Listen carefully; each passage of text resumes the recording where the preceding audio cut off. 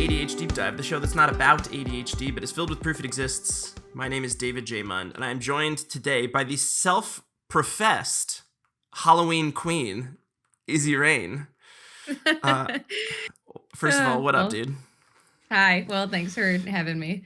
Yeah, there's plenty of music stuff that we're going to talk about when we get into it. But first and foremost, something that was heavy on my mind as I looked at social media this morning. You had a bit of a cat scare this morning. Do you want to talk about that? Oh, God. Well, that was yesterday, so Yeah. You're a little late. Okay, yeah. I am very much so. I will do anything. My cats are my whole life, Sure. which sounds ridiculous, but yeah, long story short, Michigan storms suck. I've like recently developed storm anxiety because of the way it's been this past year. It's been crazy. It's been pretty nuts. Lots of tornadoes, lots of scares, lots of and floods too, which is nuts. Yep. But yeah, our cats. We just moved, so I went upstairs yesterday, and I was like, okay, well, I'm trying to find her. I don't know where she went. I'm trying to get ready just in case the storm gets nuts, so I can bring him down in the basement. And it's a routine. Make sure the doors are shut. And I go upstairs, and in one of those studios, the window's down, and I'm like, no. Oh my God, no, there's no roofs there, nothing. Just whoop, yeet out the window. So she could have thrown herself. No way.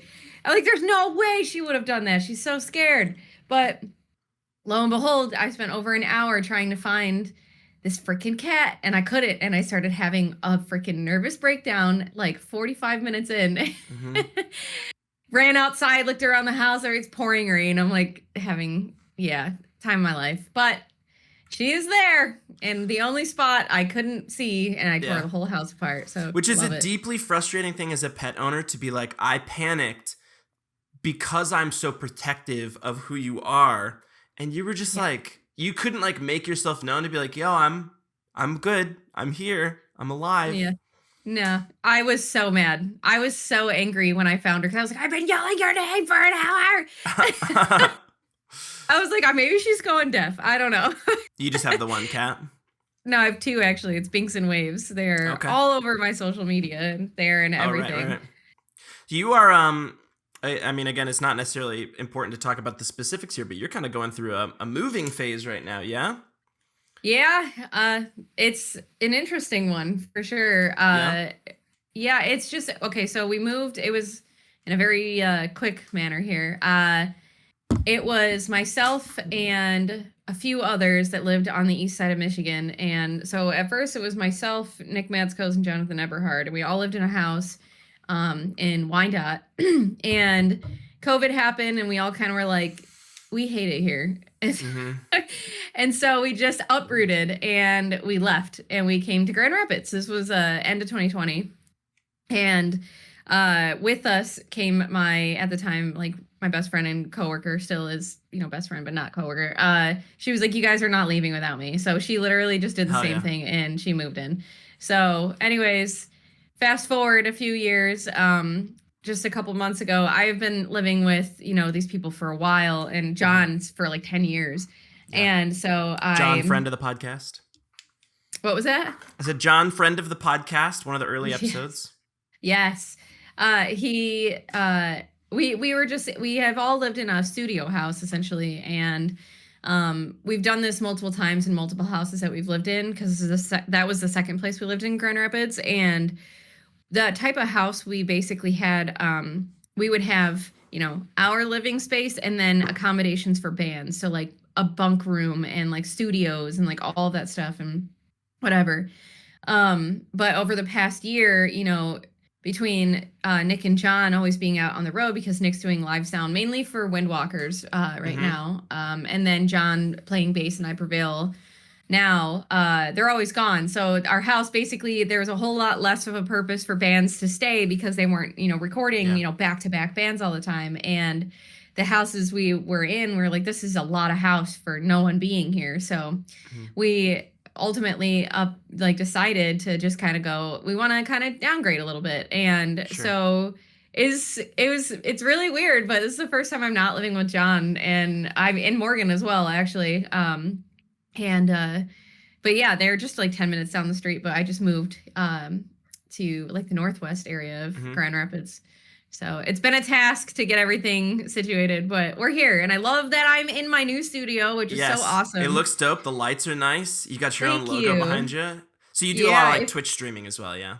Yeah, I do Twitch streaming. And I've been confined to a Michigan basement for the last like 3.5 years that I built myself like a little room in. So it's so nice to not be in that space anymore and actually have a place to be able to do all the creative stuff that I do. So very grateful. We'll talk some like origin story stuff as well, but like what do you think that period of time did for your own like musical ambitions? Like bands in and out, tons of like production happening in and around you, like it is such an interesting life. And the things that it had played into were both, I would say ultimately in the grand scheme of things, great.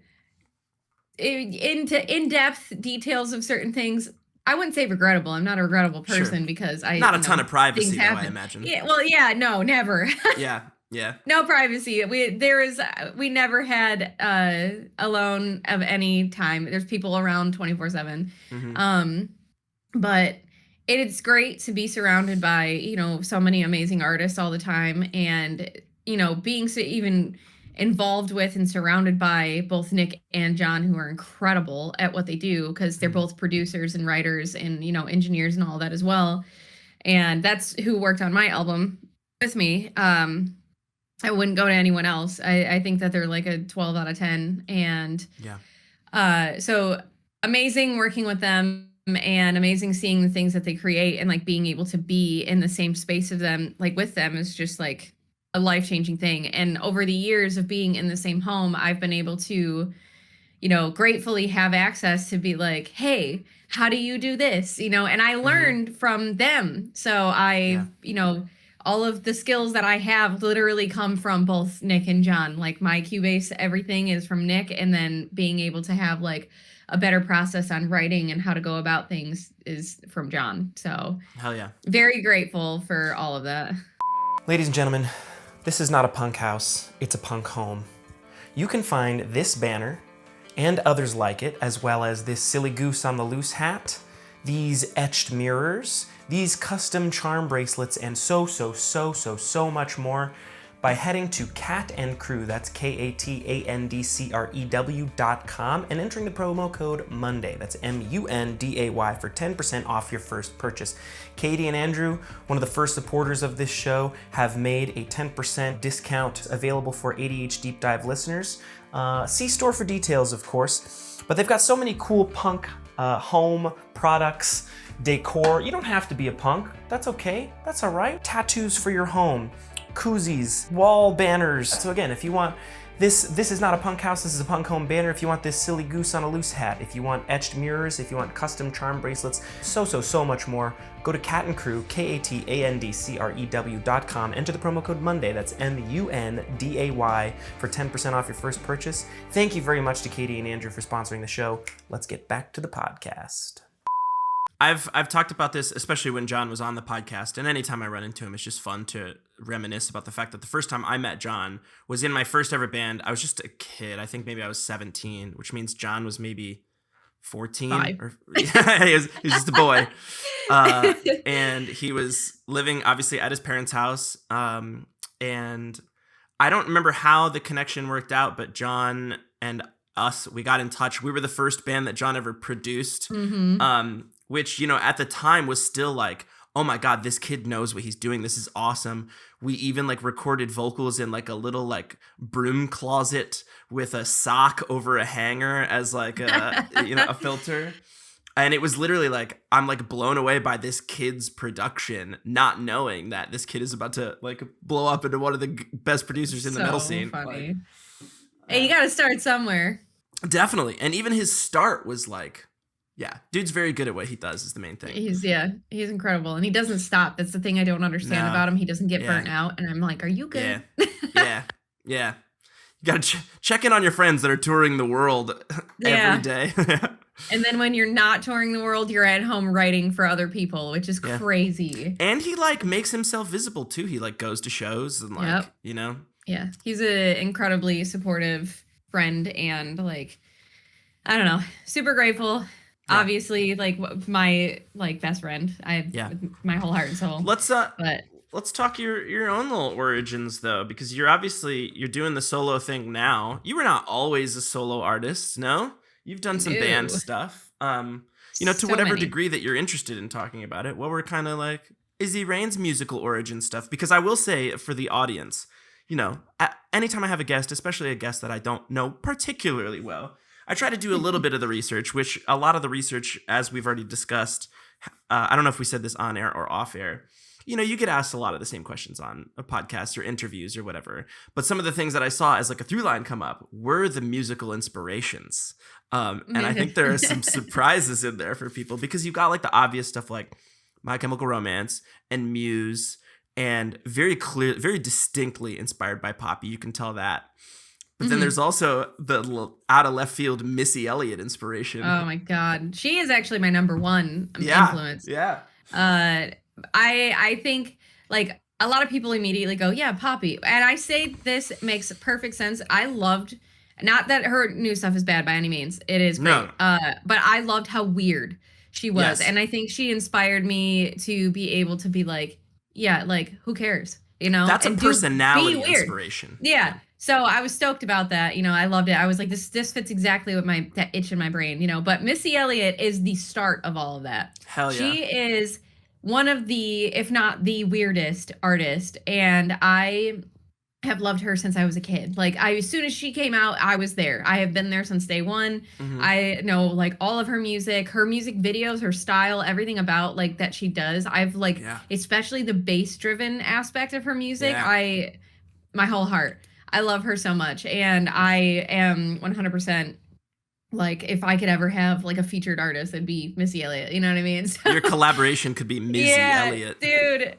Right. I love her. And I actually, it's funny because I didn't grow up listening to like metal or anything like that. I actually tried my best not to because my parents were both like, my dad's a metal drummer and my mom's like, same deal. Right. Oh, so you were trying to break the mold a little bit. Oh, yeah. So I'm like, I don't want to be like them, like every kid. And so I listened to like rap, R&B, and like 90s techno. Like that was like my thing. And so, which you can tell bleeds heavily into the music that I create now. And Missy Elliott is like a huge one. And for the first 18 years or so of my life, like I did dance. I was a very big like dance person, not like ballet or like tap or anything like that, but like actual cool dance, and you threw down a cardboard box underneath yourself. I can see it. It was great. I loved it, dude. It was awesome. And, so music like Missy Elliott and other artists similar to her, that was my whole life. And,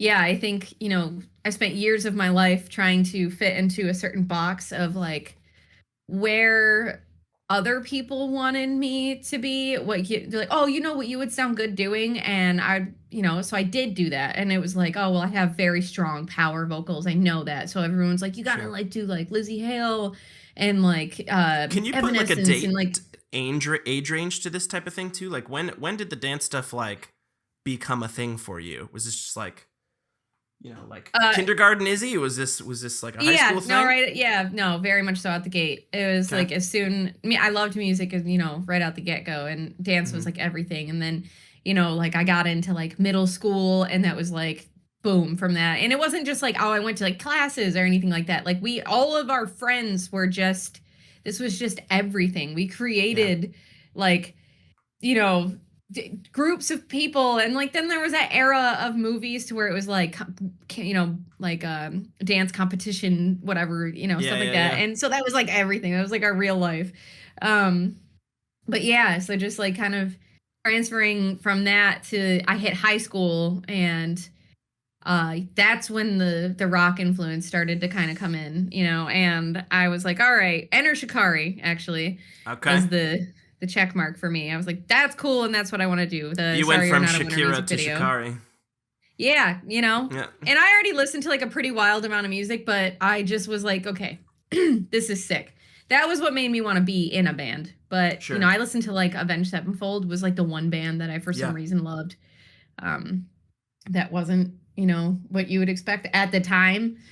But yeah, I mean, I just being able to bring in past influences like Missy Elliott, for example, and like the 90s techno vibe and stuff into what I create now was like the most freeing feeling, Sure. not being in that box that everybody said I should be in because that's where I fit the best. And so that's where my number one influence comes from. So when you start the band stuff, like what does that look like for, because you grew up in the Michigan area at the very least, right? Yeah.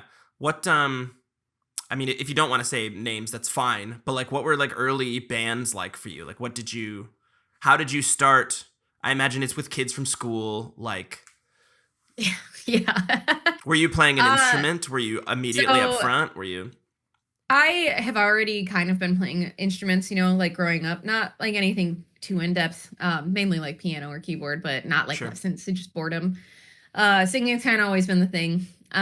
But I seen that Enter Shikari music video and I was like, oh shit, because like Panic at the Disco came out, and like I was obsessed with that first album, still am. All right. Yeah. And then you got like My Chem and Green Day and like all those bands. But then that music video came out and that's what I was like, that's what I want to do. So I was on MySpace, to date me.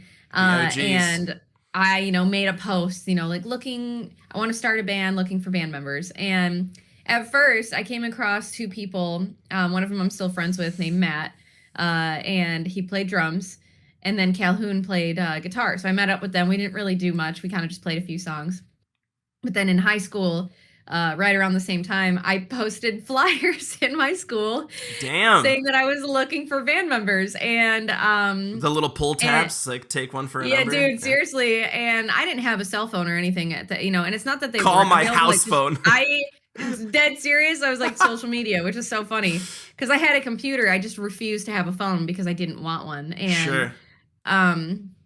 I, word kind of got around. I found a drummer, I found a keyboardist, I found a guitarist and a bassist, and we're like, yeah, let's meet up.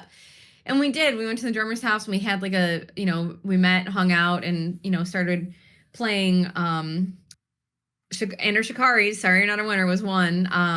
And I think it was like Attack or something. Something like that. And we were just like playing them. And then, from that point on, we started making music. And that band, we came up with the name hilariously because I'm a moron. And it was called No Parking on Tuesdays. We were horrible, but it was fantastic. Yeah. I'm a sucker for ironic names, just to be clear. Oh, yeah. It's because I'm dumb and I couldn't understand why they thought it was okay to park where the sign was because it said no parking. And then they said, it's no parking on Tuesdays. And I'm like, yeah, I get it. So why are we parking here? And they're like, it's Wednesday. And then they literally stole the sign and put it on the back of the bass guitar that I bought. They glued it, which I was pissed.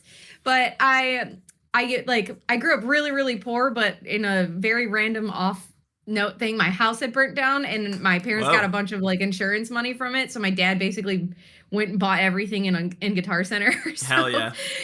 What a terrible idea. But when we got that bass and he glued that sign, like Gorilla glued it to the back of the bass, I had a meltdown. I wouldn't have even considered the fact that would have pissed your parents off who bought the stuff. Yeah. It was great. But yeah, that was first band. Right on. Good times, and this is good times. What, you're, I guess, probably 13, 14 around this time then? No, I want to say like just hit 16. Okay, so you're well into high school before you start the music stuff. Yeah, well, because I didn't do the band thing. I like had been doing music that was just like more like, I don't know, R&B pop style stuff for a long time and was, blended that with more like dance stuff, Were you making that music or were you like covering music? Like when did the writing I was writing, but I didn't have like equipment, you know what I mean? Like it was just like I would write music all the time and then like sing it with friends and go, make little performance things and stuff like that. But so you used to write poetry is what it was. And then you got a band to do it live with. Yeah, it was great. And we played shows like literally 4 times a week minimum at the same venue, which was the Modern Exchange. For anybody that lives in Downriver, Michigan, you know exactly what I'm talking about. Yeah, over and over and over again. And then from that point on, I, was in, I don't even know how many bands, just in and out all the time. Some the same members, some not, different styles, different everything. Yeah, I It want to talk just, about that phase a little bit because that's interesting to me to like obviously it's like origin story stuff. It's a direct line to like where you're at now, deciding to do the mhm. solo thing. But one of the things that you and I have already talked about, just again in our short time knowing each other, has been like what inevitably leads a person to be a solo musician or a solo act where you hire Yeah. musicians rather than have a band. And again, no interest in throwing anybody under the bus or anything like that. Unless listen, drop names, girl. If you feel like you want to go off, do it. But like, No. what does that process look like a little bit? Because for what it's worth, in my own origin, I was in one band, quit it when I was 20, got married, got divorced, and then didn't touch music for like 10 years. The band that I'm in now is the second band that I'm in that I joined 5 years ago, and I was not in live music until that period of time for about 10 years. Mhm. And there's this, there's this thing in my brain where I say never again will I go that long without being like, if for whatever reason this project dissolved or anything like that, like never again, like this is who I am. It's what I'm meant to do. Mhm. Yep. But like, it is also not lost on me that quitting a band feels, especially when you're younger, huge. Mhm. Like, so if you're Yeah. going band to band, what was that like for you? Exhausting. Yeah. Have always kind of been, I don't really know the right word, but basically like, well, I'm not going to stop, like Yeah. I'm going to keep doing it. It sucks, but it's like, I don't know. It's one of those things that I knew, like, regardless the style of music at the time, like, I've always wanted to pursue music. I've always Yeah. said that this is the one way that I know that all of like mankind and more connect with, the most is Damn right. through music and, with each other, in their own mental space, whatever the case may be. It is the biggest influence to life and how you process things for the most part. So I'm like, well, I want it. My goal ultimately outside of music is to indeed help people and to, influence people in a positive way, basically bring that like hope and light back to things in, a lot of the things are a very dark time. I grew up in a not necessarily great place. So I just, Sure. usually people who are in those situations want to help other people, you know what I Sure. mean? And um, so I've always wanted to do music because I was like, well, this is super influential to me. I think that this would be really helpful to other people, and I want to connect with people more than anything. So I kept going no matter what the situation was, regardless of, like I said, the music style or hopping from band to band to band, the stresses that come with it, the finances that come with it, all of it. And so it is exhausting, especially when I think, like the bands in between like the first band and like, the last band I was in, or I think it was last band, second to last band, I don't know. Second to last band I think it was Take the Ark. Might have been the last one, I'm not sure. And I like loved them. Like some of my best friends at the time, they're great, and I still talk to Randy. Randy's actually in my song Extra Extra. Incredible Hell yeah. vocalist, super good, super goofy.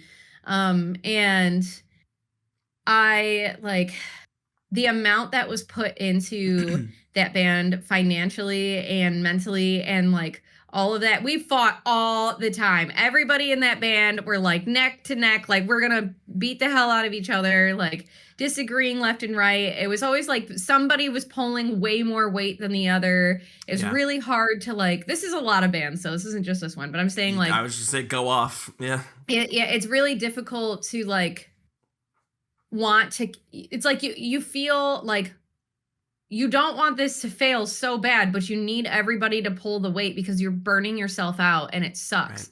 And I literally burnt through multiple vans because I drove them into the ground. Yeah. And this is just, playing shows or like small little tour things or going back and forth to the studio. You know what I mean? Mm-hmm. Like whatever the case is.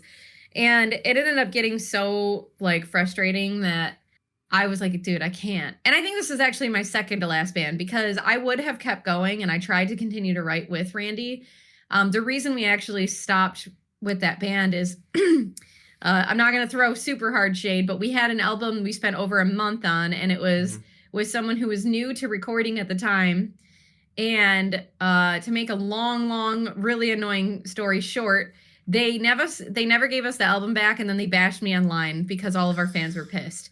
Whoa. Basically stating that they're gonna make sure I never get anywhere in music, which is so ironic because literally the Nailed it. following years they just tanked. Yeah. And so I'm like, dang, I didn't have to do shit, but it's okay. I Yeah. hope you get better, my friend. Well, to be fair, the people who are the most vindictive people in music are the people that never make it.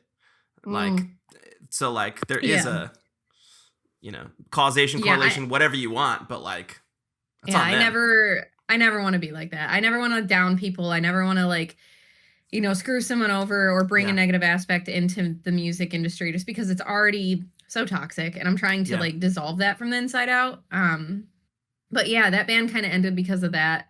And we tried but didn't really work. But Sure. then, I had other bands after that, and that's when I was just like, this is so unbelievably frustrating. I can't do this anymore. So I dipped.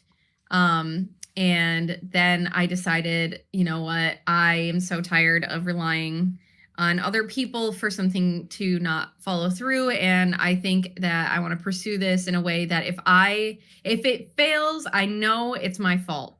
Yes. And I want to have that as like my security in my brain. And I know that I can give my all, and then like it will succeed or it won't. You know what I mean? Yeah. At least I'll know. So that's where, after years of doing the band thing back and forth and, all of this, now I have the ability to do, and it's not like, oh, I need all my control, because that's not even remotely close. I love Sure. having my ideas, and I love having, my songwriting and the style sound that I want to go for. However, I still work with other people. I was just It's gonna not like, say, yeah. yeah, it's not like I'm like too hard-headed to be like, I don't want anyone else's thoughts, because I do. I work with Nick and John, and I take Mhm. their ideas and their influences into the music. It's the same deal. It's just I want to make sure that the final decisions on things is fully the direction that I wanted to go in, and I feel like the whole purpose of me doing this is being carried on through it. So I much prefer doing the whole thing on my own. It has its major downfalls for sure, Sure. but it is, like I said, something that I know I have no one else to blame but myself if it Mhm. doesn't work. Well, and I imagine you didn't specifically say it, but I imagine you ran the gamut of like you got the conventional tour experience, you got the co-writing experience. You said you drove vans into the ground, so you've done the damn thing that it means to be in like a conventional Yes. band. I have And done all the hard life stuff, the sleeping on floors, the sleeping in cars, the driving until yeah. you don't even know you're a human. Like, I've done it all. I've been there. Yeah, At I what know. point, and maybe do your best to not let, listen, maybe I'm just projecting here. There's so much of what being an artist is trying to tell, is trying to like be confident enough to do the art, but also not like let the ego get in the way by being like, I'm the shit. Mhm. But so try not to do that here when I say, at what point do you think, because right now I would consider you a growing success story in the industry. At what point do you think that you started to see some of that like conventional success? And obviously there's still like so much further to go. There's still like new heights and whatever that you haven't achieved yet that I'm sure that you want to. But like when did this become like feasible for you to like be able to do more full time? Like when did you see little elements of success? Let's just start baseline there. So, yeah. I yeah, this is actually hilarious. So this actually truly started. It has this kind of different phases, but the first thing that kicked it off was, I had been doing music and stuff and still writing and everything. Like, I love Revenant. I thought it was a cool song. Hell yeah. That was a full Nick and John baby, by the way. I had Right on. no part of me that had any writing of the instrumental, minus the aftermath of like little things. Other than Sure. that, all I did was the vocal writing. I love the song. I think it's great, but nothing really came of it, right? It wasn't until COVID time. Oh yeah. Beforehand, we had jokingly wrote, not wrote, but not jokingly, but for fun, we did a Halloween cover of This Is Halloween, and it was like Perfect me transition. and Yeah. like 15 other people, like a bunch of Yeah. random friends and artists showed up and we're like, hey, do this line. Hey, do this line. We're recording in our closet. You know what I mean? Like, it was a good time. And I love it. I was like, I've always wanted to do that. I've always wanted to cover this song. I love it so much. Like, And to let's do do it with a bunch of other artists is very like Yeah. we are the world of you. Yeah, and it was just for fun because we were all friends and Yeah. there's bands in and out all the time, and it was for fun.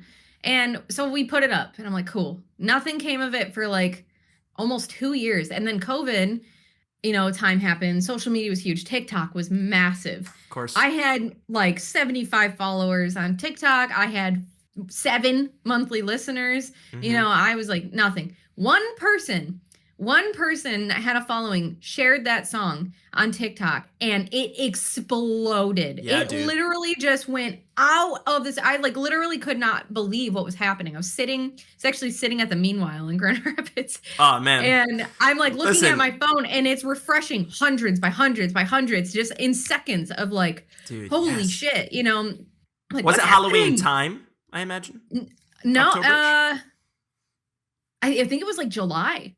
Okay. And All right. yeah, so it was wild. I'm like, what is happening right now? So I'm like shaking, like about to throw up. And it exploded. My monthly listeners within a week went from 7 monthly listeners to, 10,000, and so I Dope. already had like Revenant up there and some what was it?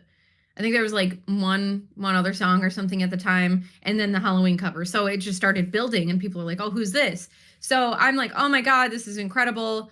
I want to put out more music now because I feel like this is giving me light, and I need to take advantage of this." Yes. So I was like, I really want to do this. So I took all of the funds that I had at the time, and I was like, Nick and John, you wanna write something with me? Let's do it. And this again, I will always be 100% clear with who was in what and who did majorities of what. Broken by Design. That is a John baby. That song, I was like, here's some influences of things that I want. These are the styles. This is what I'm thinking. And I literally gave it to him and I said, all right, I'll be back. And he wrote so goddamn fast. It was insane. He wrote like the whole structure of the song in like a blink of an eye. And I was like, no way. All I did was give him tweaking notes about things and adding little stuff after. And I will say, bam. I've told both my girlfriend and friends of mine when I'm like going through like some of my friends' talents, like John, again, if you're listening, blowing smoke up your ass here. Keep yourself humble, brother. But like, there's such a distinct like John Eberhard production accent that it does not surprise me that you say that he had his hands all over that, because it's like that very clearly, again, Broken by Design on Izzy's album. Is that an album or is it an EP technically? No, it's an album. Yeah, okay. It's a full-blown, just self-titled album. Yeah. But no, you can tell when John is a part of something because he's got this very distinct accent and it rips. So that's cool to hear that he was part of that. Yeah. Yeah, he was super stoked to go about it because that was like the first time that he kind of dipped into something outside of standard metalcore. You know, like that was his turning point, was Broken by Design. Because I was like, hey, I want to have all of these influences from all these different genres. Let's bring that in here. And he had the time of his life because, he's like, he loves writing shit like that. And he never gets to because, again, majority of it is, just kind of metalcore. Yeah. And so he was excited. He wrote a lot of it. And then I was like, okay, this is awesome. I wrote the like lyrics and the melodies and basically I don't even think I did any extra production on that. I think that he did that and then Nick did post-production and then like mixing, mastering, all that.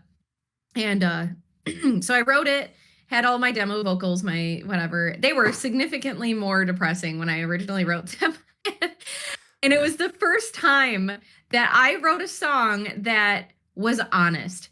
And I kind of like my previous stuff that I wrote were kind of like, not shitting on anyone who does this, but like uppity, like, yay, don't give up, everything's great, blah, blah, blah, Sure. and this I was like fucked mentally, and I was very blunt and honest. So I was very nervous to show, Nick and John, because I was like, they're going to think I need to like go into like an institution after this. Like, they're gonna be like, are you okay? And I was so scared. But so it was a huge turning point for all of us. And Well, and as you know, I'm sure, sorry to step on your toes here, like the second you can be authentic with yourself as an artist is the moment that you're like, you know, as long as nobody's actually trying to check me into an institution, yeah. now I don't have to like mask myself or fit, you know, to fit it into the band thing. Like I don't hmm have to, it other people's reputations aren't on the line if I Yeah. am as authentically myself as I can be. Yep. So Yeah, yeah, so as definitely. a turning And point, that's great. it was a huge turning point because it was during a weird time, and it was also the whole album actually is what I like to tell people is pre-therapy me. Yeah, And cool. so it's very honest, very, um I've understood over the years that you can give people like I don't it's not false hope, but like, like the icing type hope. You're like, "Oh, it's don't worry about it. Like everything happens for a reason. It's okay." Sure. But what people connect with most is knowing that they're not alone in certain things. And Yeah. so I think that's kind of where it shifted with me being more okay with not always being the quote unquote light of things and just Yeah. being like, dude, you're valid in the way that you feel. And like, but the whole thing is that connect with me that we feel the same thing so that we both understand we're human, but Yeah. also in the same breath know that there are ways through it. And that's the important part. Well, and you say So pre-therapy, even in therapy and in some of the best friendships you have, I'm not looking for solutions from you in this moment. I'm not looking for mm, you to tell me it's going to be okay. I am looking for you to tell me it does suck, doesn't it? Because then you're like, oh, good, yeah. I'm not crazy. And Yeah. so then you can funnel that through your art by being like, hey, Yeah. everybody, are you seeing the same shit I'm seeing right now? Yeah. And then people go, There's I this weird am.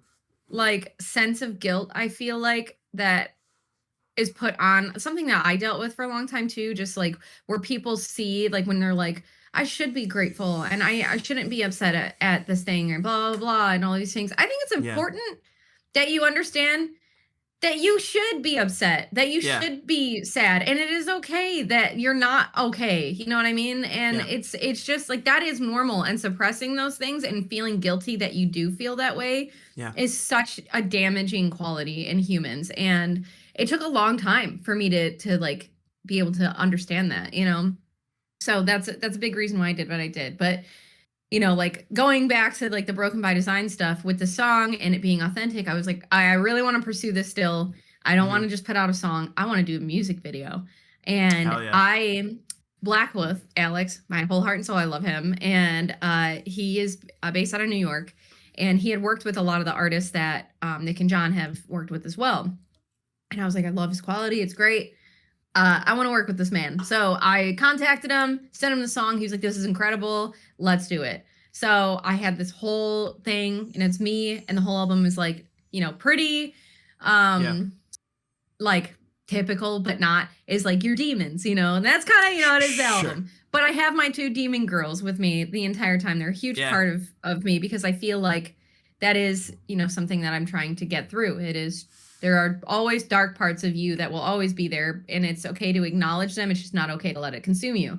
And so I wanted it to be a part of everything. So I had that whole deal, brought it to him. I said, this is like what I'm going for. It's not like band shots. There's no instruments. Let's make Yeah. it weird, and Yeah. he's like, I love weird. And so we did it, knocked it out one day. By the time I flew home, he already had the music video done. Hell Like yeah. literally a day, 24-hour turnaround. I was like, are you good? Did you sleep?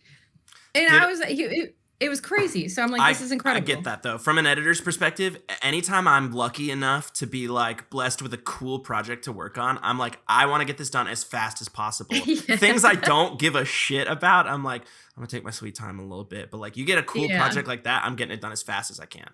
Yeah, it was mind blowing, and I was so stoked to work with him and Corvix, which is another artist who's super incredible vocalist. I was so intimidated. Yeah. They're like amazing, like vocalists. It's insane. And so they were there, and I was like, no way. And Dope. they were helping with like the set up everything and like the style of all of it. And such a great person to work with. Incredible experience, 15 out of 10. And but yeah, so getting that back and like having this, now I'm like, I got my ammo. This is Yep. it. the new me. This is everything that I've wanted to create and never had the opportunity to. And like I said, I Yeah. think Revenant is great, but it was a song for everyone else. Sure. It wasn't a song for me. That song with those vocal styles and that style music was written for everyone else. That was what I thought everyone wanted to hear from me. The standard power vocalist, the, grungy guitar, all of it, which is cool. Again, great song. Mm-hmm. Not me though, you know what I Yeah. mean? Not what I always wanted to pursue, which is kind of what I had done in the past. And so being able to put the song out with the influences that I love, that mean something to me, that built me, and be authentic, with the lyrics and stuff, it was just like, finally, and that was like a freaking huge swing for me right there. And then I started getting all these people like, oh my God, who is Izzy Reign? Like, what is this person? Dope. Like, blah, blah, blah. So I already had the attention from the Halloween song, and then I threw that in there, and it just started to kind of like significantly incline. Mm-hmm. And I'm like, holy shit. Mind you, I was still completely an online artist at the time, but yeah, that's the takeoff right there. Well, and there's a ride the wave mentality too, where you're like, let's say this Halloween thing is like blowing up. Unfortunately, there's this like curse of like not being as present as we should be during the moments of success, being like, well, now I have to chase it with something else. Like I have to follow this with something. But there is also the unfortunate truth to that you're like, if I don't capitalize on this moment, then I will feel like this is a wasted opportunity. So to be able to follow up an unexpected success with the ability to now figure out who you are as an artist, now you can chase the success of accidental recognition with like, okay, now that you've found me, let me tell you who I am. Yeah, and like that quite literally. And that whole process of like building up, being in other bands, trying to find your own voice, trying to figure out who you are. I think about all the times in my old band or in anything that I did creatively in the past where I'm like, I just want people to notice me. And then 10 years later, I think if they noticed me at that point in my life, I would not be in any way successful now, because the recognition I would have gotten at that time would have been cringe. And it's like, you're not ready until you figure out who you are authentically. Yeah, like, definitely. Think about all the dance pop days that you had in the day. Like if that's when you had your 15 minutes or whatever, like, you wouldn't be able to have the fun you have now. I know. I mean, don't get me wrong. It takes a lot of place. I feel more I'm grateful it wasn't during the time of like the other bands I was in, Right. and rather than the dance stuff, because that is still such a heavy influence in what I do now, and being able to bring that part back into this is so exciting for me, because that is who I am. You know what I mean? Like I've been going to shows forever. I love going, and like I'm in pits. I'm crowd surfing. I'm 35 and I will hurt myself and not care. You know what I mean? Like I am here for it 100%. You know what I mean? And I'm at you might not know I'm there, but I'm there at all of these shows, whether they're local, they're big, it doesn't matter. It could be festivals, could be a random, like the Pyramid Scheme or anything like that. I'm most likely there. I love going to shows, even if it is completely by myself. I don't care. So that's like obviously like a massive thing that I'm like a part of, but that's not all I am. You know what I mean? Like so bringing all of that like together is like kind of full circle. Yay, I get to do this. I get to combine all of the different versions that I've lived of myself into one person now. And yeah, so I'm very grateful that now, after therapy, after being able to become a vulnerable human being, after those like parts of my brain that was just chasing success and the idea of success, after all of that had happened already and disappeared, now was the perfect time for me to be able to do this. So I'm super freaking grateful to have it be right now, because now is the most authentic version and in the reasons that I'm doing it. You know what I mean? And to pivot into the next phase of this, it's paying off, because now in just the first 2 performances of the Izzy Reign discography, future, whatever, you find yourself as part of a battle of the bands, which, let me just say, we participated in that battle of the bands as Midwest guys. We were never going to win that thing, but what a fun experience that was for me. I disagree. No, well, no. Just to be clear, I don't mean that as like a put myself down way. I mean, whatever. We're a conventionally pop punk sound with at a metal battle great. of thanks. But at a metal battle of the bands where the winner goes on to play Upheaval, a big metal festival, and hard rock festival, it was not like, I'm not saying like cards were stacked against us. I just mean like I was lucky. It was cool that we even got to play the Battle of the Bands. Yeah. Anyway, all that to say, you find yourself there. Yeah, to be so very honest with everything, I went to all three of those because I think I went to two of them completely by myself. I think Nick went with me once. Yeah. But I went to all 3 days for the Battle of the Bands, just to be there and support, and I'm like, well, I want to, this is cool that I had the opportunity to be a part of this. I want to be supportive. That's the whole point, right? Right. So I did see you guys. I seen everybody play, and I loved it. I loved every second of it. I thought every band was insanely different. I agree. And there was range there. So, putting yourself and saying like, oh, we weren't heavy enough or we weren't whatever. Brother, my music isn't one genre. Like there is no, it's too heavy, it's too light, it's too whatever. You guys are genuinely like talented people, and having 3 vocalists and the part, like all of what you have, it's all written very well, and it's performed amazing. And I feel like there are certain artists there that I've seen. Oh my God, what I'm gonna lose it. Flood to Desert, right? Yeah. Is that yeah. Holy shit, the talent that these individual people have, mind-blowing. They have more talent in their pinky finger than I do in my entire body in every past life I've had. In their Motorhead mustache, that guy. Yeah. That was and they're like insanely talented musicians, like they're shredding, all of them out there. I'm like, this is incredible. I'm like mind blown, because I'm like, as a musician, they're musicians band, you know what I mean? Right. Like I think that they're incredibly underrated in the aspect of you don't see how talented they are. I do though. Right. So yeah, I was like stoked. I'm like, you guys genuinely don't understand. I think you're incredible. And so I see this with all these different bands. The last one that showed up, I think, I don't remember exactly what happened, but the dude, it was like black metal, and he had a saxophone. I'm like, fuck yeah. Oh yeah. You know what I mean? Shit, what was their name? Something they were on, to do I think they were on our Satan, night. Or not Satan. It's like that was the other guy. Secret Satan was the solo artist. Yeah.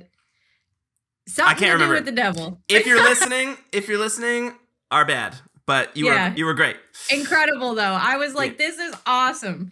So again, I am the least, like, I'm not spiteful. I'm not like against anybody. I'm not like, oh, I'm going to make sure. I'm literally there enjoying myself. I'm having a great time. And so yeah, I was super stoked to be involved in all of it. And I know how jarring it was to a lot of people, because although I have lived in Grand Rapids for 6 years, I haven't really met anybody, because my life is so strange that I live in, I lived in my basement. I lived in my home. All of my friends are from these bands from everywhere in different states and, all this stuff. So I am like, didn't really meet a lot of people. And careful with where you're going, just from a storyteller's perspective, because you're about to head into like I came out of nowhere to some of these people thing. We're going to get there. Yeah, definitely. So save that. Yeah, super grateful for being involved in all of that, and you change. So you find yourself being a part of the Battle of the Bands. It is Izzy Reigns I say Izzy Reign apostrophe S possessive. I say that because Izzy came to our show at the Pyramid Scheme the other day, and I told them Izzy Reign, and they wrote down on the will call list Izzy Reigns, and I'm like, that's not perfect. You know what? That's fine. But anyways, the possessive Izzy Reigns' first performance, correct? Mm-hmm. Mm-hmm. With Taylor, of success of many other projects, but currently doing a whole thing with Riding with Killers, and Matt from Norma Jean. Yep. Just a quick, how did you come across them? Because they were like your first performance group as Izzy Reign. Yeah, it was I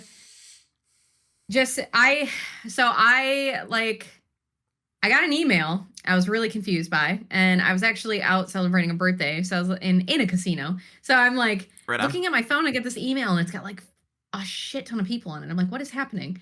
And I'm like, what is this? And I look and I realize, oh my God, this is a battle of the bands. I honestly completely spaced that because I have just been throwing darts Same. at anything. You know, I'm Got like, it. Yep. anything to get a show, a tour, anything. I'm trying Yep. so hard, but it's really difficult because no one, it's like a job. You don't have experience, then we're not Yep. going to hire you. So if I Yep. don't have tour experience as Izzy Reign, even though I've played thousands of shows, Yep. no one wants to book me. I get it.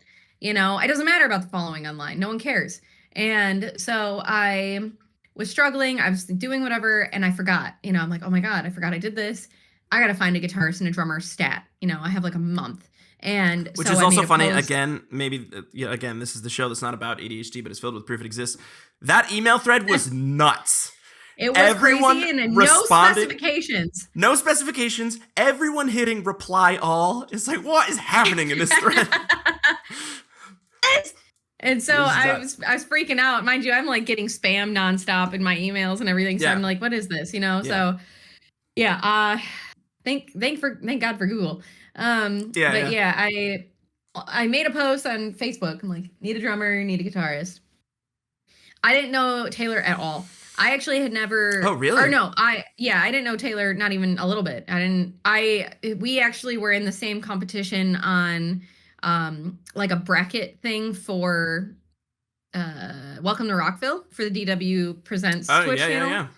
And that's how we knew each other's bands, but like we didn't know each other. And with Matt, he actually came across me randomly because he was on was it Bandcamp, I think he said, and he was looking for artists in Grand Rapids, and he came across me. He was like, "Who is this?" Dope. And so he messaged me and his like, I think wife. I'm pretty sure Kara's. I think they're married. Anyways, they were like, "Hey, if you ever want someone to work with, we'd love to." Blah blah blah. So I'm like, "Oh my God, thank you." And then kind of just like social media talked to them a little bit here and there. So I kind of barely knew him to a certain extent. And then I made that post, and he was like, sent the like side eye emoji because I was like, and I sent it back, and we just kept going back and forth. So I was like, all right. Hell yeah. I know he's a really good drummer, so let's see. And then Taylor immediately, first person, was like, hey, I got you. I'm a guitarist. I have everything. Like, I'm super experienced. I will send you videos if you need it, blah, blah, blah. Now, mind you, I had a bunch of other people like going off, but I was like, first come, first serve, brother. Let's go. So he sent me videos. I was like, seems great, you know? And so I'm like, all right, cool. And then we kind of just like connected a little bit, and I was like, hey, like this is my rig that I have set up. This is how it's going to go. It's very different than what either of them have ever worked with. And especially Taylor, because he'll admit to it. He's an old head, you know, when it comes to like all of his stuff. Mm-hmm. And you know, he's still hooking up, like micing up amps and stuff. I'm like, brother, everything I have is my laptop. Yep. Very digital. And we're heading into a digital age even for live performances as well. Yeah, it is. I agree. It's very frustrating. The only upside to it doing this in the way that we're doing it now is that I don't have to break my back carrying up amps and cabs. Dude, other than that, the only thing digital at this point that we have that big in-ear system, but Kyle, our guitarist, runs bass and guitar split, and he runs it all through the quad cortex. So the only downsizing we've done is one pedal board turned into a quad cortex, and it's like we're throwing out our back going upstairs every fucking show. Like, I don't miss it at all. I played one show as a Lady Gaga like tribute thing because it was like a 10-year fanfare, and you like play as an artist, and it was myself. It was actually. Yeah, and it was funny because that was John's first show. Really? And we played the Pike Room. It was myself, Nick, his brother, and John. My old band plays there pretty often. They'll do dude, it's lots so of funny. Those shows. I loved it, but it was a great time. It was in 2019, and we played as Lady Gaga. We did like a rock version of Lady Gaga. That's so dope. And we used an electric kit, and we all did everything direct in. And I was like, oh my God, this is so much easier. It's you know, the future, like I love that we don't have to carry all this shit. Mm-hmm. So it was great. And then I was like, all right, let's not do anything other than that, you know? And so it was a big turning point. Anyways, fast forward to now, Taylor, Matt, and we just met up We had a single practice, Good which Lord, dude. I know. Again, someone might be like, "Oh my god, wow, how unprofessional!" But I have no choice. I am an individual Yeah, artist, well, and I bitches, have only so much money. she also fucking won, so. So I basically Matt had found someone, CJ, if you know them, they do sound a lot. Oh, yeah. Yeah, super great guy, super helpful. He was like, "Hey, I'll rent my like studio out. You guys can practice here." So I basically went, made sure the rig works, everybody's levels were good, and we sounded good doing what we did. Perfect run through. I was like, "You guys are incredible musicians. You've learned it on your own." Like, we came together and it was just great. We spent like a day just making sure everything was good, and then that was it. And then 2 days later we played the first show, and I was God. sick actually, and so I was pretty nervous, especially because it was like Figures, my first show. Yeah. But I did. I made it a bigger deal than I think anyone would have normally, because it was the first Izzy Reign show, and I've been this artist online for so long, and like building my fan base from the inside out, and making this like beautiful foundation of amazing people, especially like my Discord community. I love them, and uh, to have it wasn't just a battle of the bands for me. It was my first show, Yeah. as Izzy Reign. It was insanely important. And so I had like a whole shebang, nothing to even do with the battle of the bands. I'm like, even if I don't win, I have to understand this is my first show. So I had like a cool scrapbook with people taking pictures and like putting notes and like all this cool stuff that I had set up, because I was like, I love this, and it's beautiful. So I'm glad it turned out, glad it all worked out. And I had the time of my life. I'm gonna give my partner a little shout out here, because something that she regularly tells me anytime I celebrate these like small wins in like a bigger way, and I get in my head about like, well, it's not that big of a deal or whatever, she will always remind me that there are these like small moments in life are worth romanticizing, because you have the history of what it took to get to that moment. You have all of the struggles, all of the failures, all of the like public moments where like you put yourself out on the line and it either didn't pay off or it paid off in a way that you weren't expecting or whatever. And now, at a time where, again, you're allowed to be authentically yourself, and there is some sort of like actual reward for that, like that's worth romanticizing. So make a scrapbook, like that's fine. I'm so stoked that we did. I wouldn't change anything, because to me, that was a huge mark in my book. I'm like, this is the start. I know it, and like it's, I don't know, it was a massive turning point. And it proves that it was, because it wasn't even, oh, well, see, because I won. It just from playing one show, so many other doors opened. They're like, okay, she's playing shows now. I'm like, yeah. Yeah, that's so good. So then, obviously, you win your qualifying round, and then insane turnout at the finals night, where obviously we've already said at this point, spoiler, Izzy ends up taking the win for the overall battle of the bands, which was in service of whoever wins this goes on to Upheaval. Which, you want to talk about what that preparation process has been about a little bit? Or even, to tell my listeners, I'm sure you've got plenty of listeners here who know it, but what Upheaval even is and what it means to Grand Rapids. Yeah, well, I will say, I want to correct it, because I don't want anyone getting any shit for it. I did not actually win that first one. I got you know how they did the two random, what they call it? You were the wild card? I was the wild card, and I am not surprised. And this is probably why I got a lot of, negativity with a lot of things, because it was. You're a wild card. Well, this podcast is over. Get the Yeah. So, with me, like I said, this competition is about people showing up and voting, right? Yeah. I don't know anyone. Sure. My fans are from out of the state or like can't make it. You know what I mean? So I'm like, this is going to be impossible to bring people, because I don't even have a fan base established like fully in Grand Rapids. It's been so hard to get out there, and it is frustrating, and it sucks, because I've been trying for so long, and a lot of people think that I haven't, or that's why this whole like industry plant thing kind of came up. Okay. So, all right. Yes. So the haters have some fuel now. It was the, oh my God, I'm blanking. What's their name? The band. There's He Who Dwells. Everybody's kids or Some People's Kids. Some People's Kids. Jesus Christ, I'm sorry. Yeah. Anyways, I think they're the one who won my round, right? Which, for what it's worth, great dudes. Great dudes. Yeah. 10 out of 10. Made good friends, which is, something I haven't done yet. And they are also now playing the Upheaval After Party. Hell yeah. With God, not Motionless in White. Who is it? Anyways, they're playing the Upheaval After Party, which is in and of itself a big. Is it Memphis? Memphis Mayfire, yeah. Memphis, yeah, which is super sick. Yeah. So yeah, I did get a wild card. However, the next round, I wasn't just based off of fan voting; it was based off of a lot of other shit. Yes. And, so I did bring a lot of more people the next round because people were able to make it out, thankfully, which is crazy because it was like the day before Easter, which is insane. Yeah. God, you're right. That was real close. Yeah, I was super nervous, but they showed up. People showed up.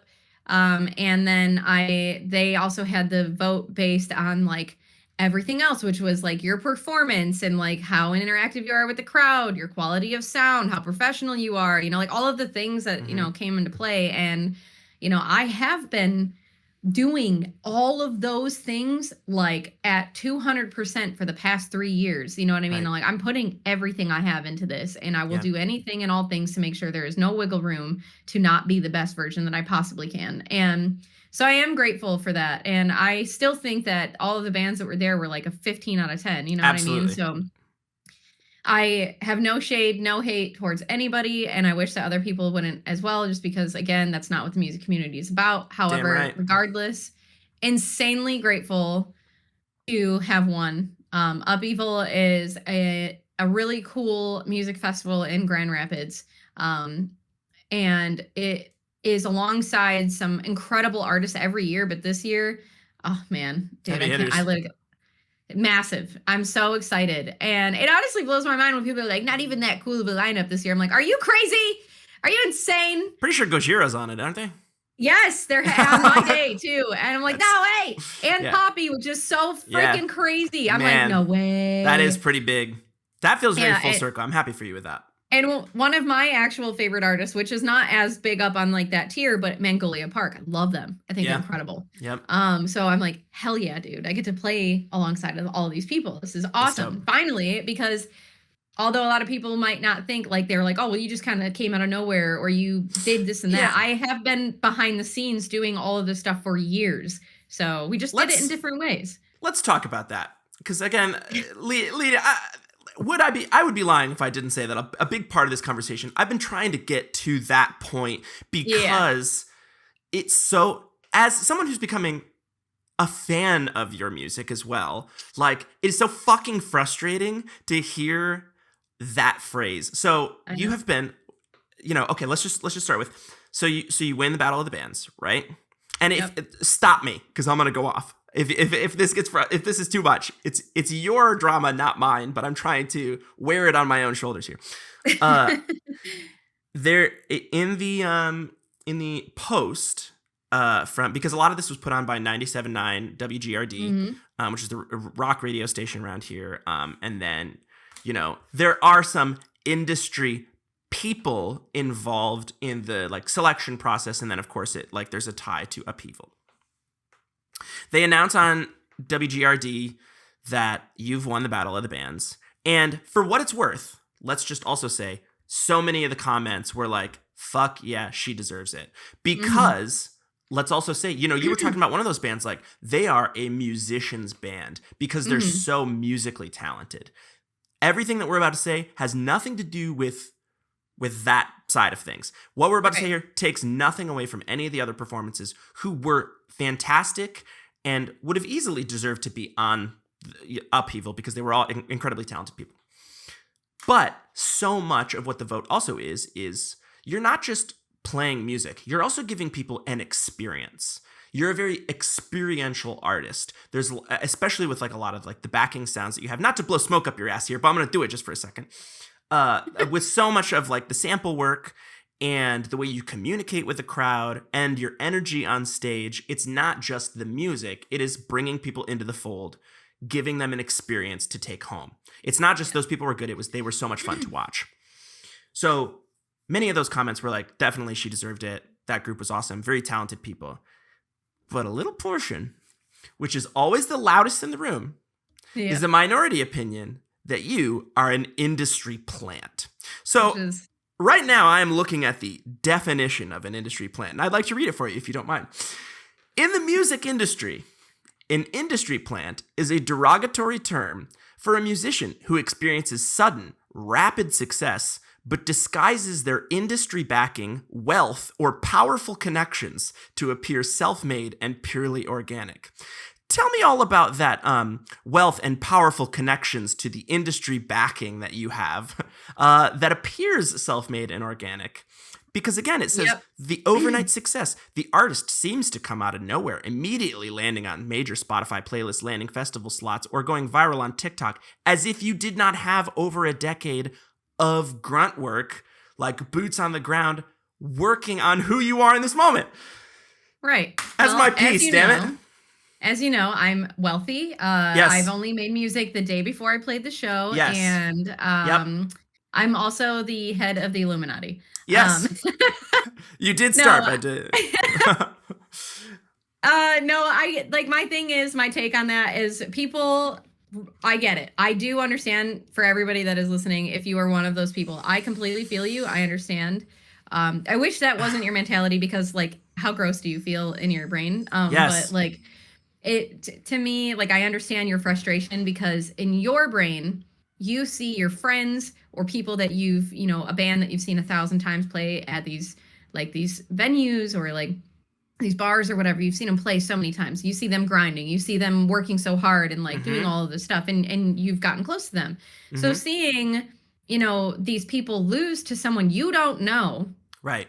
You immediately want to get defensive and be like, ew, no, we don't even know who you are. Like, you're fake. You're not even real. And this is clearly like a whole, like what you said, an industry plant. And I'm like, this is so both disheartening, but also hilarious. Cause I'm like, I get where you're coming from and why you're doing it. But like the smallest amount of research would just cure your like information being wrong. You know what I mean? Well, and there's two parts of that too, where it's like, first of all, it's the like really ignorant mentality of, well, I've never heard of her, so she must not be that big.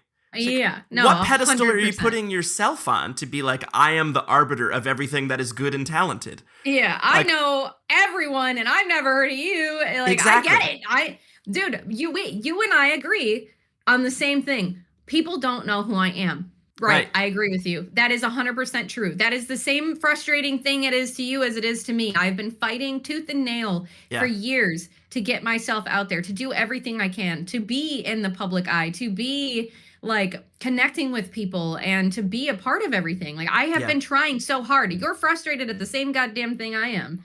Like, we agree. Yeah. I hate it. I hate that you don't know who I am. You know what I mean? So. And then the other side of that is, are you telling me, like, again, you're talking about like, I actually technically in the grand scheme of things lost to you. And I'm not harboring those resentments because you don't think I would jump at the opportunity to actually be an industry plant? If the industry came to me and was like, David Mund, overnight, it's your time. We believe in you, so it's time for your success. I'd be like, yes, thank you. Thank you. I have worked hard. Like I do. I get it. I think something that everyone can kind of collectively agree on, at least the majority of people who aren't doing these things. One, if you are just super, super wealthy, have a bunch of money to throw at something and you have zero talent. Okay. That is frustrating to see something blow up because you can because you have funds. That sucks because, a lot of times art comes from pain and from suffering of some sort or like anything. So to not have that background and just be bored like that. And then the same deal with AI, like you're shitting out songs left and right because you can. Like, it's frustrating. I get both of those things. I understand the frustration. I am a massive, massive advocate at not being a part of either of those things. I am poor and I write my shit. So no, thank you at all. But yeah, I do understand. I get it. I hate that shit too. It sucks.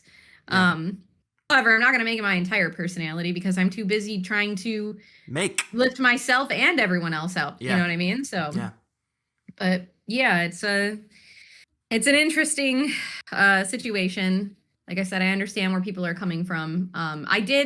I don't usually engage in a lot of negative behavior, but I am okay with correcting people on things politely. I Sure. will never come off to be rude or kind or mean to people because it doesn't resolve anything. You know what I mean? I will get people to understand as much as possible. They, from that point on, get to choose how they want to respond or absorb it. You know what I Yeah. mean? It's up to you if you want to change your mind or your heart about it because you now have new information, or if you just want to be mad. Yeah. You know, but I did pop in a couple of the comments saying, like, hey, totally understand where you're coming from. Just wanted to give you a little insight and explained, like, I have been doing this. This isn't some random thing. I have been here this whole time. You Hmm. just didn't know. I have been trying with everything in my being to the point to where I put myself in such a financial rut. Like I have sunk easily over the past couple of years 70 plus $1,000 into Yeah. everything that I've done. And that's not even including the equipment. You know what I mean? Yeah. This is studio, this is album, this is music videos, this is promotion, this is everything that I can. I don't have that kind of money. And that money, a majority, like at least 30K of it came from a small label that I was a part of that helped fund that album. Yeah. So that's money that I'm still paying on, like Right. I Which, have let's just talk about been, that. I'm sorry. That's important that yeah, a lot of people don't understand. If you get like signed to a label or whatever, you're not just like handed a bag of money. You're expected no, to earn that money or pay it back. Like yeah, I'm to still in lots of debt a Yes. lot. Thank you. I'm glad that you said that out loud because again, that was something that like kind of blew my mind when I got back into the music scene. I'm like, "Oh man, I would love to be signed." And the guys are like, "No, you don't." Like No. you have to pay that money back. You don't just get handed it and then they go, "We believe in you." It's like, "We're going to give you this loan that you have to pay back."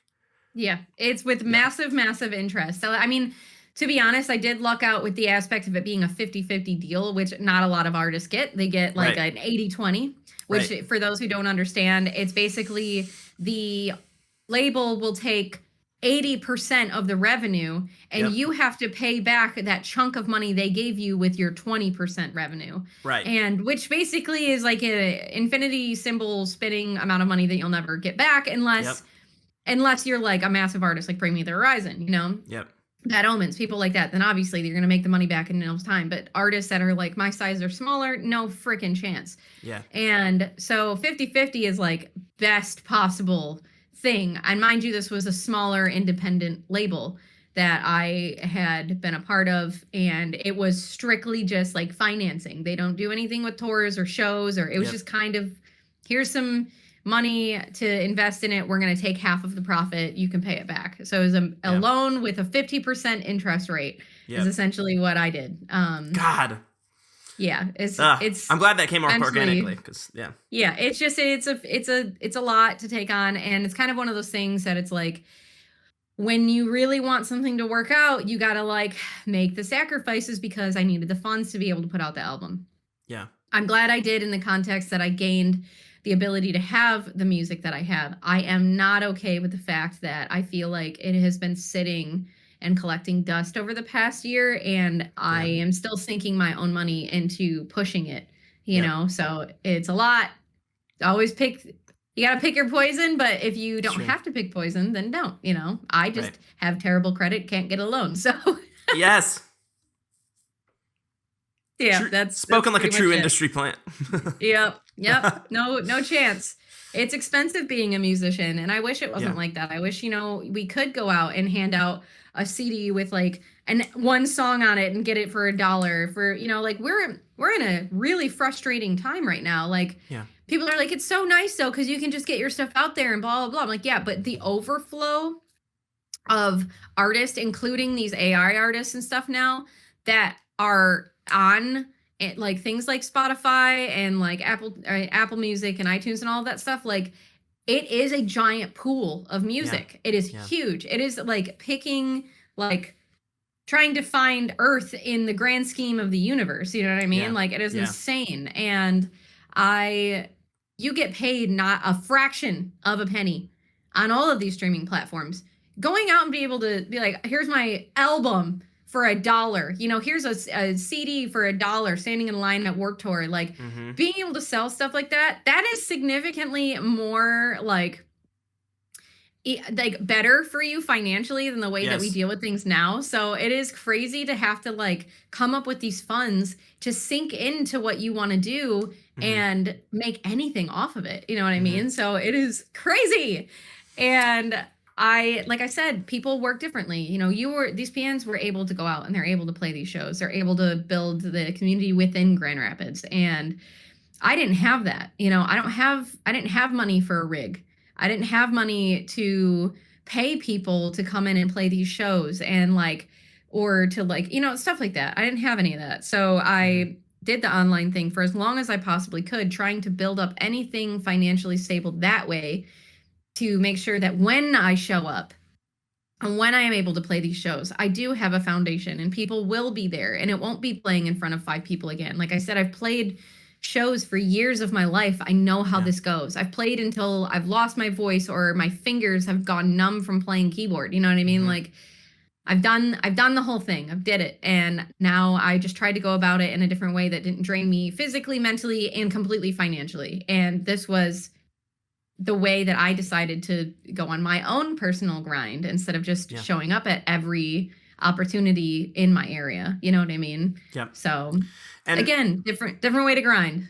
definitely. And as we get into the last 10, 15 minutes here, one of the things that I also want to check about myself that like is a big part of my own personal growth, that again, if we're giving people credence in like, I understand why you feel this way, but let me correct the record just so you're aware.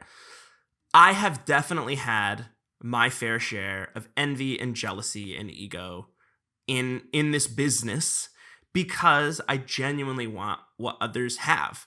And there is an element of like, you have to be comfortable. You know, you've taken this whole ride to like find yourself, discover who you are as a musician, as an artist, as a creator. But along the way, there's also like, you're trying to emulate a little bit. Like, you know, you are the amalgamation of all the things that have like inspired you. So the artists or the creators or whatever. And again, in my own self, having taken almost 10 years off of live music, there were so many people that I saw pass me by. And, you know, I felt angry, not always at them. There's no reason I should have felt angry at them, but more angry at myself because I chose to go a different way. But I would still never find myself in a comment section being like, they don't deserve the success they have. Yeah. I would be one-on-one with maybe a friend of mine who also knows them being like, it just sucks that like their success was experienced after I was done with the industry or whatever.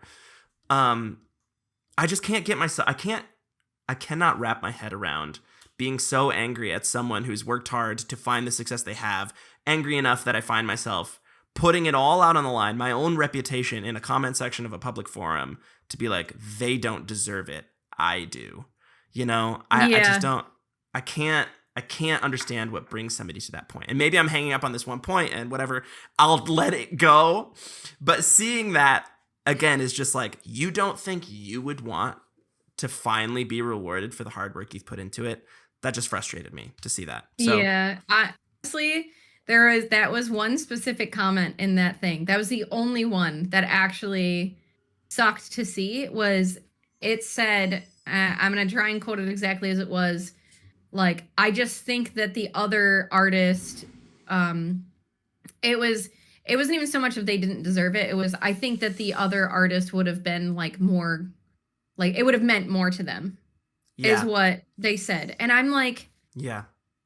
Like, listen, like, I understand. I get it. I get where you're coming from, but you don't understand that I have literally drained every aspect of myself, my finances, my mental state, my whole everything, my whole life. I show up places. I will literally sleep in my car to be at these festivals, to make the connections that I do, to do what I have to do. I will go to every length that I possibly can to try and succeed in what I do. And in the same breath, constantly be trying to pick other artists and other people up with me and never step on anybody, because it doesn't get you anywhere. I will always be trying to be the best version of myself and help other people be the best version of themselves. That is my goal.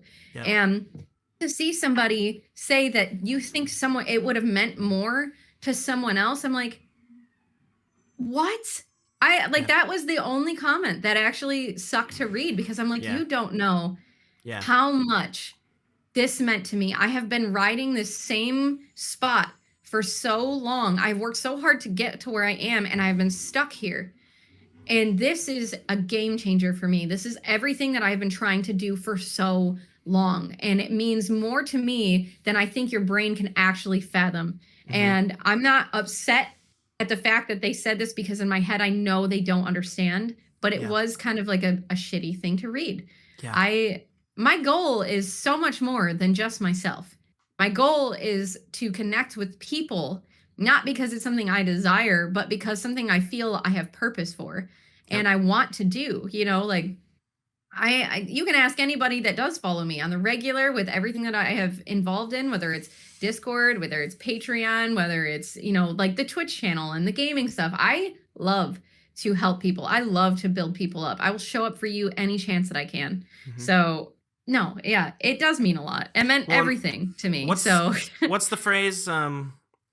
Whatever, rising tide raises all ships, or something like that. Do you know what I'm talking about? Like, yeah, yes, exactly. you know, you don't. I will say this regularly. You do not have to put somebody else down to lift yourself up. No, you do not. There's That's there's like gross enough mentality. there's enough to eat for all of us. And if you get lucky and you shake the right hands and you're nice to people and you're fun to work with and you're enjoyable, then you get to ride the coattails of the success of others because you're connected to them. Which, on that note, Ratfest in Ohio. Leech onto people's success and claim it as your own. Yes, do exactly that. So just to close things out here, I was fortunate enough to be, you talk about first come, first serve. You made a post asking if any drummers were available for a festival that you're playing in Ohio. And I went, I'd like to be a plant too. Let me comment. Anyways, so you needed a drummer for this festival in Ohio, Ratfest. And got in on the ground floor of the comments. And that's pretty much the only music I have been listening to for the last week or two. Fantastic. I hope it just sits in your brain like a worm. And it is a bit of a brain worm. Listen, good. I have worked in my days as a music video director or whatever, playing plenty of shows with the same bands over and over again. I have been exposed to not the best music. You know, you work with at least things that aren't my cup of tea. Anytime I get to work with a cool artist, or like, I just edited a music video for a band called Tempered, which is a nice like pop punk group. It's a nice like change of pace to be able to edit or work with music that I like genuinely enjoy. Because when you're editing videos, the trope is like, you hear the same 5-second segments of a song over and over and over again. And if that 5-second segment sucked, it would be an insufferable experience. Yeah. Yes, I agree. Music is definitely subjective, but if it is not your cup of tea, indeed it is torturous, I know. But all that to say, this experience preparing for the show is cool because, again, while getting to feel validated as a drummer, I also get to listen to some dope music that I'm now becoming a fan of musically. Good. So it's good shit. I'm glad, because if you didn't like it, that'd suck. It's a gig. That's fine. I was kidding. It's fine. I'm getting paid. It's fine. So, thank you for letting me be a part of that. I'm pretty excited about that. Well, I appreciate that you jumped up so fast. I mean, it's kind of, I'm not going to lie. I made that post, and within seconds, I had like at least 20 something people were like, I can play drums, so I'm like, holy shit. Yep. So I was very taken back by that. But I was like, I remember you. And then two, I was like, okay, hold on. Let me see. You're like the first or second person that popped up on it. So I was like, I'm going to ask him. Let's see how this goes. And it lining up perfectly. And then you're like, I creeped. I looked at your like videos and your social stuff. Like, he looks like he can play drums. And then you're like, show up to my show. And I was like, sure thing. Yeah. Sure did. Yeah. I gave her the grace of being like, listen, I know you've already said yes, but if you need to like soft launch this by seeing me drum live, please come out. She's Yeah. like, you know what? I will go to the Pyramids game show, actually. Yeah, perfect. And yeah, I mean, cool. And then I got a sick hat because it's cool. Hell And yeah. then, Thank you for that. but yeah, for anybody who's listening, if the show goes to shit, it's all his fault. No, I'm just kidding. Yep. I listen. It's already right between the eyes here. I feel that stress being like, if this falls apart, it will be her first bad show. My thing is even if things go wrong, it's just a moment. Time passes. It's okay. Who cares? Sure. It's just a moment that defines the rest of my drumming career. I get easily frustrated with certain things because I want them to be as perfect as I can. Sure. However, life happens. Things happen. It's not the end of all things. It's just a little blemish and it's okay. But this is a situation we're showing up, 0 actual practices, going to the venue, doing literally a line check, like a sound check real quick, making sure everybody's ears are good and playing the damn show. We're not, hopefully you're there. She referenced this earlier. We're not going to be able to have a full practice. No. So again, I think, to put my last little dig here, it's like this actually shows the artistry of the individual musicians, is because like if you can't have a full practice, that means everybody practiced their dick off by themselves. Yeah, and I'm hoping you basically have to go, I sure hope they did good. Yes. So I'm looking forward to that. No, but it's okay. No. It's fine. Well, and the thing, I shoot a lot of weddings. One of the things that I tell a lot of wedding couples as well is like, listen, something will always go wrong at these types of events. It is not a matter of when, or it's not a matter of what, but more a matter of like when. Mm-hmm. It's not going to define the whole experience though, because it's all about like what you do on it. Like maybe I might miss one particular tom hit or something. But how do you recover? You know, you might forget one of your own words because you're caught up in the moment. You know, how do you recover? Do too. Yeah. So anyway, we're now in the end phase here. First of all, aside from Upheaval and Ratfest, what do you got like coming up? Like, is there anything on the books right now, or anything that you can even talk about? If you need to like keep things on the DL, I understand. No, not at all. I just recently started working with a management company, Powerline Management. All of them so far seem super great. Hell yeah. I've been doing this by myself forever. I've run everything, and it's not just, I write music or I'm on social media here and there. I like every social account, Discords, Patreons, Twitch, all of it and everything. I am doing all of it by myself. I am one small 4'11" human being. You know what I mean? Like, it's crazy to take on all alone. Yes, I'm a small person. I had big shoes on. But anyway, I wear tall shoes. So it's been exhausting trying to do this, and then with trying to take more on, like I said, I feel like I kind of hit a shelf, you know, like I'm at that ceiling. So I needed to go, all right, how can I get past this? I need someone else. And I do the same thing with music, which is why I like working with other producers and other writers, because when I feel like, okay, I've gotten to this point, can it be better? I'm going to do what I have to do. I'm going to be like, my ego is not that big to be like, well, no, I want it my way. No, I want it to be the best version it can be. You know what I mean? I'm going to do what I got to make it do. So I'm doing the same thing with this management company. So far, it's seeming great. I've already met awesome people. So right now, we are looking and pushing to get things set up for shows and tours. Nothing set in stone yet. But a big thing is that the first new release, I will be putting out, I think it's at least 3 songs this year. And I know that half the year's already done. But as you know, I put out a Halloween song every year that will never stop. And if you haven't checked them all out yet, I highly recommend it. The People Are Strange was the last one that I did. I did do that fully by myself. So the music video, the mixing, all the instrumentals, the guitar, vocals, tracking, all of it, editing, that was me. But hell yeah. My favorite one is still the Hocus Pocus version of I Put a Spell on You. I love that one. So dope. Which we didn't even talk about the quick, you even already just said it. I have it in my notes here. We just didn't really talk about it much. Now we're reaching the hour and a half point. You are the self-professed Halloween queen putting out Halloween covers. It could be way worse. I'm stoked about it though. I love Halloween. Hell yeah.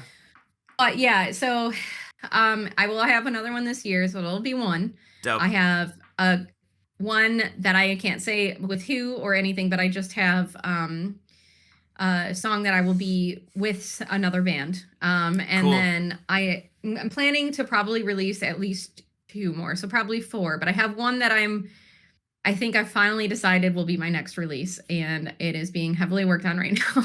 Sweet. One of the But things that I had in here, which I maybe this can just be like a one sentence answer or however long you want to answer it. Are you a bigger fan as like as an artist of like doing the EP thing or like single waterfalls? Like, because I like the idea of like when bands like drop single, then drop another single, then drop another single. It stays relevant, but also there's an argument to be made that EPs are better. You are right in both ways. I think that it's a really weird industry to be a part of, and people have an attention span of a goldfish. Yeah. So doing the waterfall release thing is super helpful. However, I will never, ever, ever, and ever again release a song a month for the rest of my life. That Oh was a yeah. terrible idea. It didn't even give the time like for each song to like have a life, Sure, you know. sure. So maybe once every 2 to 3, but not every month. Don't do Yeah, that. I yeah. heavily advise against it. But I think personally, I would do what I would be a fan of if I had the funds to do it is say I have an opportunity to do like say like 6 songs. I would want to put 4 out, 2 on the album, you know, not all of them out as singles. Which I kind of did with the last album, but I put out 8 out of 11, I think. So you had like the 3 that didn't come out as singles. Sweet. But yeah, I think I kind of prefer to do like a mix of things. I wouldn't want to put out a single and then just be like, here's an EP, because who knows? Maybe the song that connected with people most was buried in an EP that no one ever checked out because they thought, oh, well, the only thing I'm going to pay attention to is this one single they put out. So. Well, and the issue is, does it get buried in an EP or does it get buried by the algorithm, which for that particular month didn't want to put it out? We are at the whims of things that have nothing to do with our own abilities. So yeah, pretty much. But yeah, that's my take on it. All right, cool. Izzy Reign, where can people find you? Everywhere. Yeah, you damn right. It's there. Yeah. God, not even remotely joking. If I'm not on something, you tell me, because it should be everywhere on all things. As my whole Discord says, is stream Izzy Reign on all streaming platforms, and it's quite literally every single platform, and now live. You're and doing also, you're doing some gameplay. What can people check you out? What are you currently? What's got your goat right now? Oh my God, what is today? Today is Tuesday. So tomorrow is Wednesday, and I stream on Twitch. It's Izzy Reign. It's same as my artist name. I stream on Sundays, Wednesdays, and Fridays at 9 p.m. Eastern time until midnight. Sometimes it's a little bit of wiggle room if it's a little later or whatever, but not usually too often. Every Friday is Fortnite Friday. Everyone is welcome to play. Everyone is welcome to join the Discord. You don't have to join the Discord to play, but you are always welcome. I love playing with people. We kind of switch out.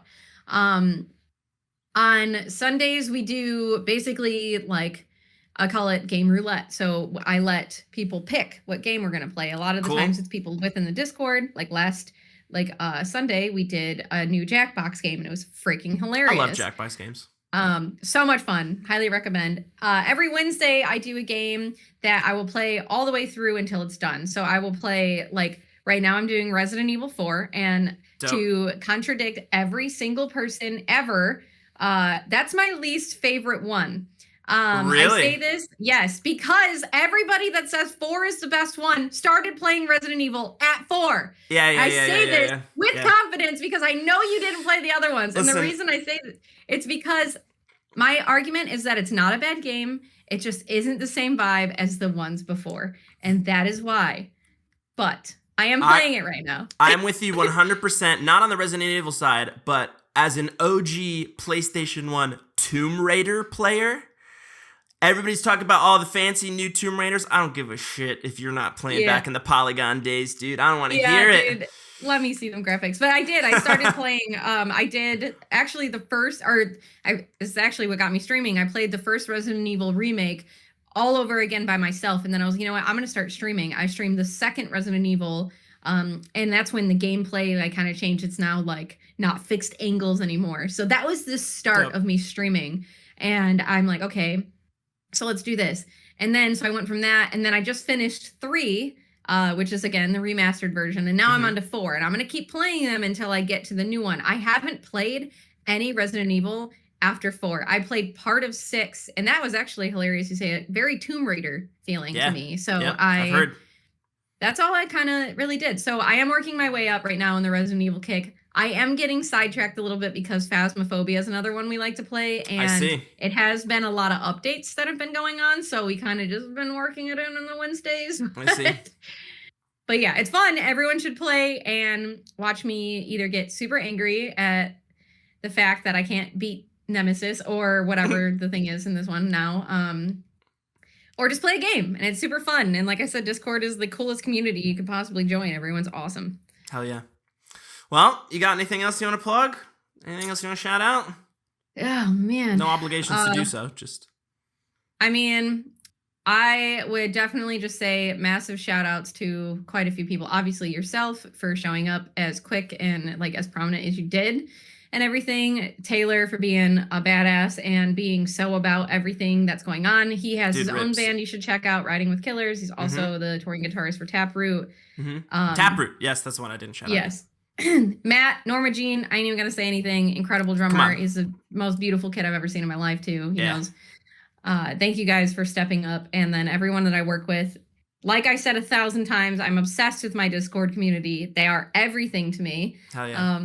So massive shout out to that. And then to anybody that has ever listened or even looked in my direction and thought this is a cool person to like want to be involved with, because ultimately this music it's not just me. This is everyone. This is for all of the people to connect with. This is why I express so much that we are Izzy Reign, because it is about community. And so if you've ever been a part of it, or you've even considered on being a part of it, thank you for doing all of what you've already done and hopefully will continue to do, because without you being there, this is impossible. And I mean that wholeheartedly.